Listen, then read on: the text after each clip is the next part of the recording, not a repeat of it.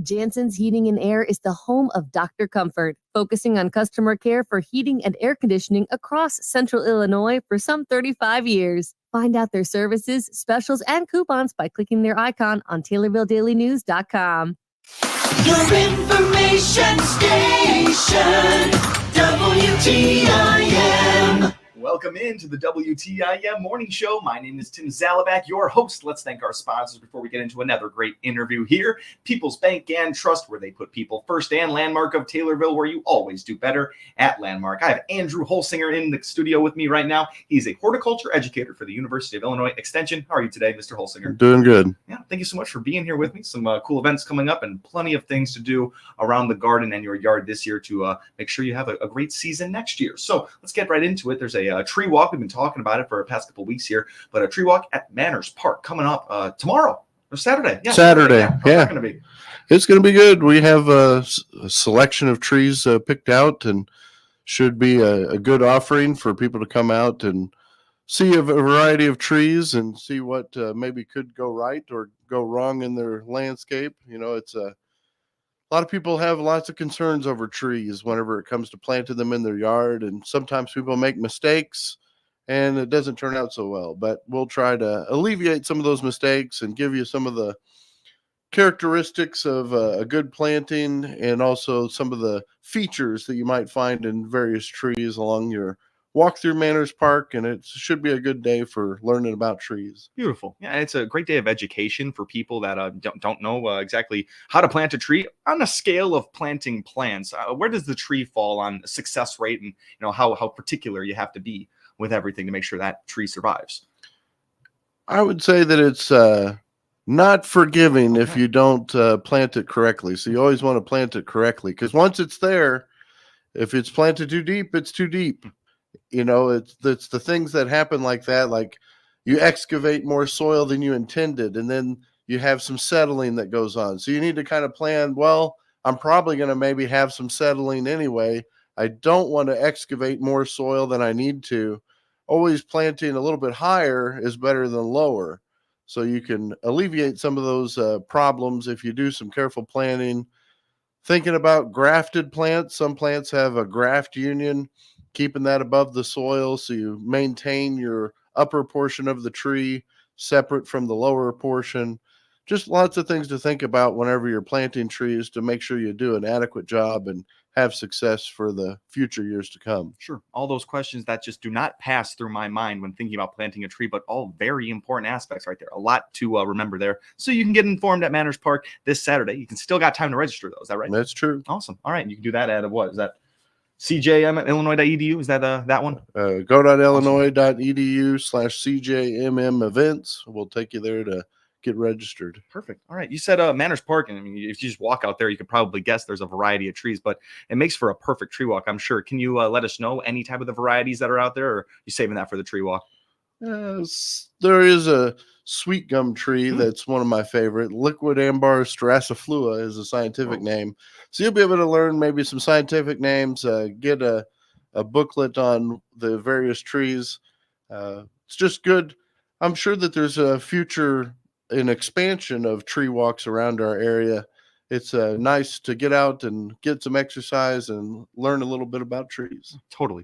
A lot of fun things to do that day, and you can learn the scientific names, which always are fun to hear. Really are. And as the weather starts to cool down here, the trees are going to start changing colors, dropping their leaves. What's the message for people with plants outside that they want to keep those alive during the year? They got to move them inside. There's a transition period. Tell me about this time. Well, this time it is getting cooler, and so you think about the cool weather coming. There's maybe some potted plants that are outside. Maybe you had some tropical potted plants. It's probably time to move those indoors. We've already had some pretty frigid temperatures. It didn't get down to, a frosty kill, sure. But you want to look out for those frost events that are, going to be on the way here pretty soon. So those cooler temperatures do affect the plants, and so bringing those in, and even if you have houseplants that have been out, you want to transition them from being outdoors to the inside. Maybe quarantine them from whenever they're brought in, keep them separate from your other plants. If you have insect issues, investigate, see if you have insect issues, giving them a healthy spray of water to knock off any insects could be beneficial.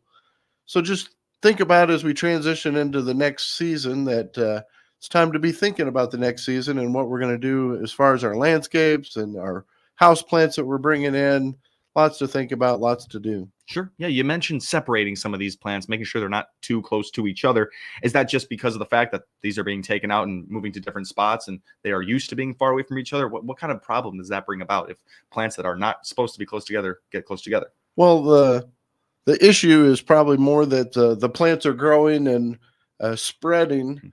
And so if you have plants that spread or they are developing and they continue, usually if you have a plant that hasn't been divided, if it's a flowering plant, it curtails its ability to flower.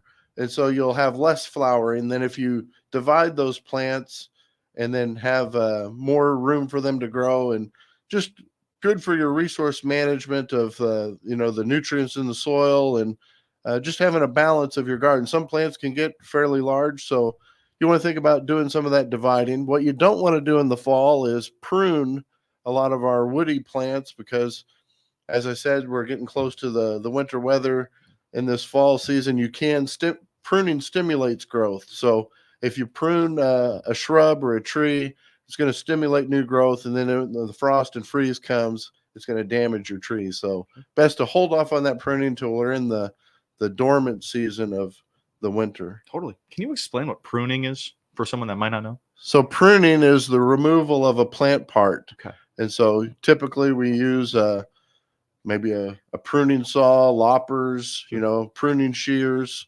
It's just, there's right ways to do that and there's wrong ways to do that. Sure. And so with trees, there's a branch collar that is found at the base of where a limb is, and you want to maintain that branch collar because that's the healing capacity of the tree in order to seal off that wound, because you are wounding a tree if you're making a pruning cut.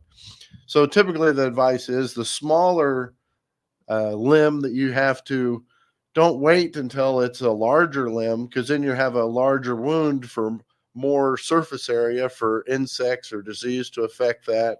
And it's going to take longer for that to seal over. So pruning plants whenever they're younger is going to benefit you in the long run. So don't neglect, people especially probably neglect fruit trees and their pruning of their fruit trees, where it just depends on your, prospect. Are you using it for food production? Are you doing for aesthetics?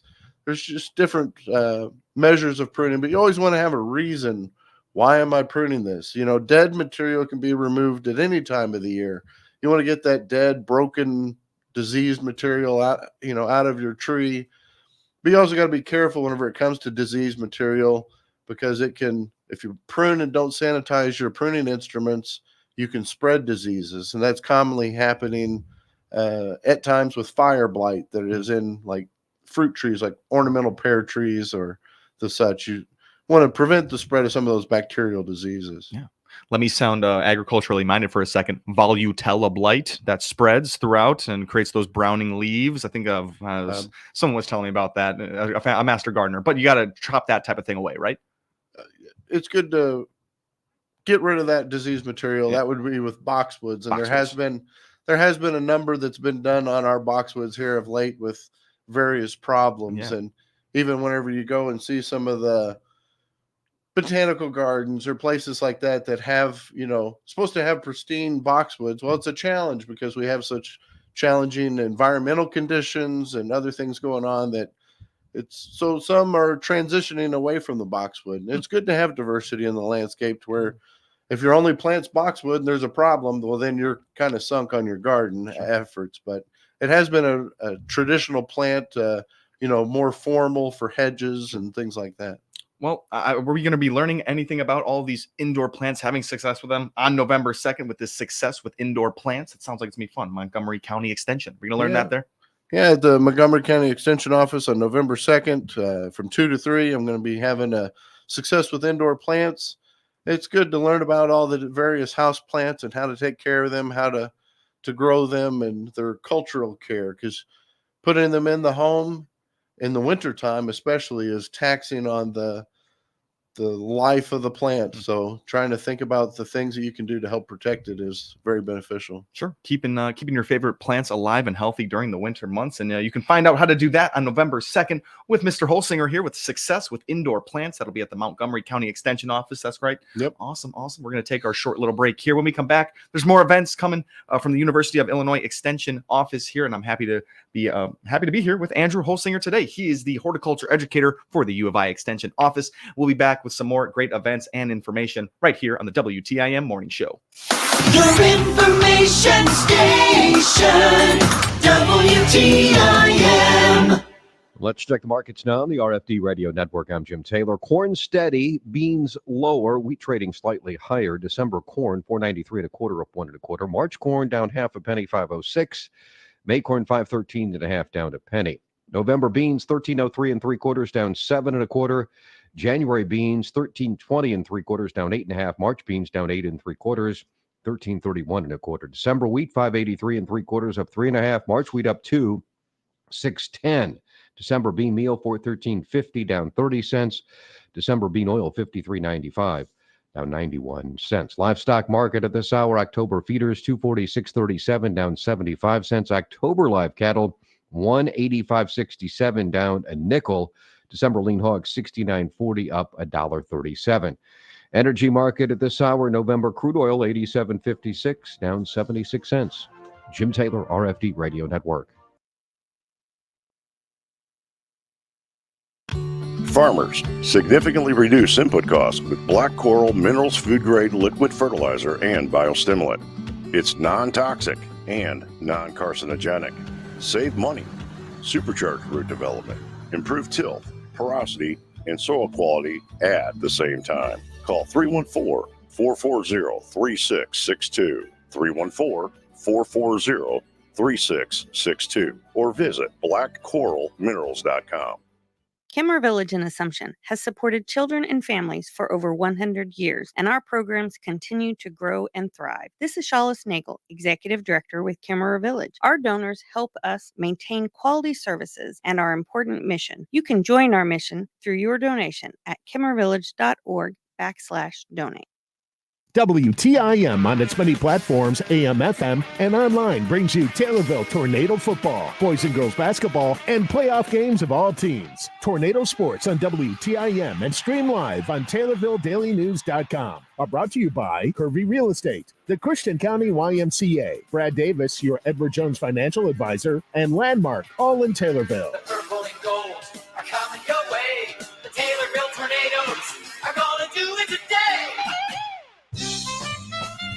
Sign up for People's Bank and Trust Save by Spending Roundup program, and they'll round up your purchases to the next dollar, then transfer that change to your savings account. It's as easy as shop, enjoy, and save. Get details by clicking their icon at TaylorvilleDailyNews.com.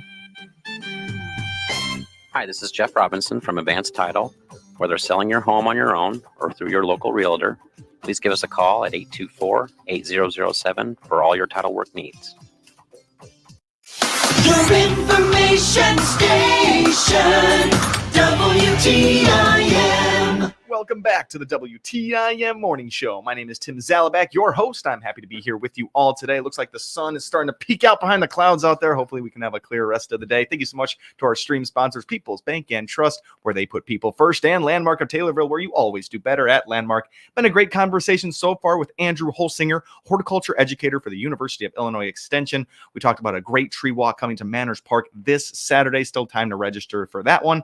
And we've been talking about cleanup time for the season of gardening. There's many things to do, and we've been talking about moving your plants indoors for their best success. Now, Mr. Holsinger, there's always things to be done. We're talking tools, we're talking motorized equipment. What can I do on that front?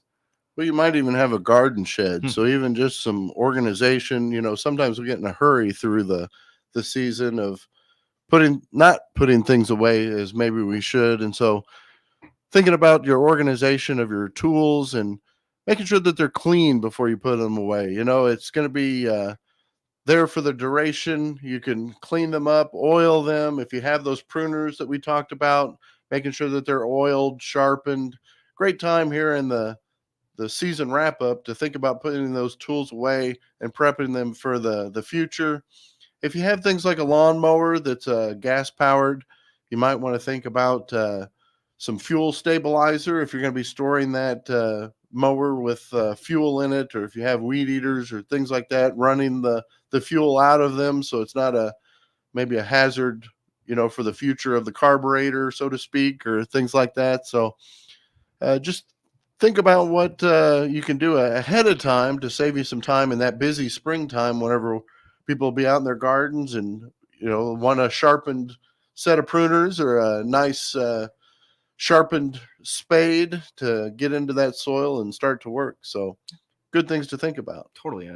Definitely things that need to be done before it gets too cold, just preparing for next year. There's no days off here. And it's also a great time. We were talking about a little bit before weeding and making sure the yard is clean. And it's a good time to be doing that. Talk to me about this. Yeah, there's some weeds that are annual weeds that they're going to get killed by the frost anyway. So it's not really a big deal for killing the actual weed that's there. But what often happens with those annual weeds is they, of course, produce seeds. And so some of our weed control can be preventative with pre-emergent weed control. And it's been said that weed control in the fall is much more beneficial than it is in the springtime, because you have that influx of growth in the spring and all the weeds are starting to grow. But in this season of life for the plant, they're putting their reserves into their root system, getting ready for winter. So with your weeds that you have and being preventative of the weed seeds, tilling can bring up some weed seeds. So thinking about some of these processes that we do, it's important to know the biology of plants and what you're going to target for your weeds. But invasive plants especially are great to target here in the fall, because those herbicides that we apply to those woody plants, it gets translocated down into the root system, and it's just a whole lot more effective than trying to do it at another time of the year. So great time in the fall to think about those things and maybe even identify some of those invasive plants as the foliage is removed. That bush honeysuckle is notorious for being around in our central Illinois area, and it is easily identified with those clusters of berries and the way that the foliage hangs on. So think about identifying some invasive plants and looking to make your garden better for the next year. Sure. Yeah, I was going to ask about what type of invasive fall plants we should be looking out for, but also insects. Insects are still out there, invasive ones. So, and when you're bringing plants into your household, do you have to worry about anything like that with bringing in insects? Yeah, there's a number of insects that affect house plants. There's, a number that could be out in the landscape. So you want to mitigate those as best you can, and try to be preventative.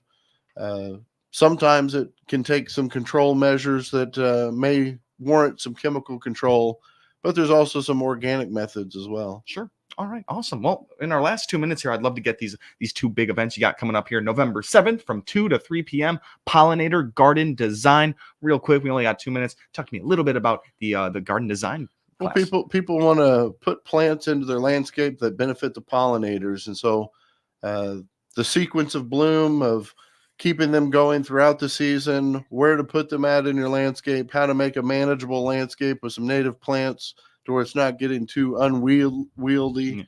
It's just going to be a good program to get some experience in planning and a little bit landscape design on selecting those plants for the pollinator garden. Fun. And that one leads perfectly into the Garden Planning 101. Now you know what plants to have, what plants go where. That's happening November 13th from 2 to 4. Real quick on that one. So the Garden Planning 101 gives you an introduction to all the things related to putting in a garden, from the financial aspect of how you're going to fund your venture of putting in plants. Per square foot, it can add up whenever you're buying plants and putting those in. So you want to make some careful decisions and know what you're getting into as far as maintenance whenever you're putting these plants in, that you're going to be able to maintain them throughout their life in your garden.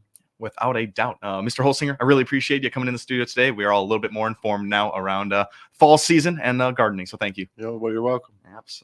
That's just a great episode. Another great conversation with Andrew Holsinger. He's the horticulture educator for the U of I Extension Office. And we learned how to take care of our plants today as the temperature is just getting a little bit cooler out there. This has been Tim Zalabak, your host of the WTIM Morning Show. I thank you all for tuning in today and have a great day. Thanks for listening. The Big 870 WTIM Assumption Taylorville, 96.1 W241 CF Taylorville, 107.5 W298 CD Shelbyville, 107.9 W300 EH Payne and Nokomis. News this hour from townhall.com. I'm Rich Thomason. There have been violent demonstrations in parts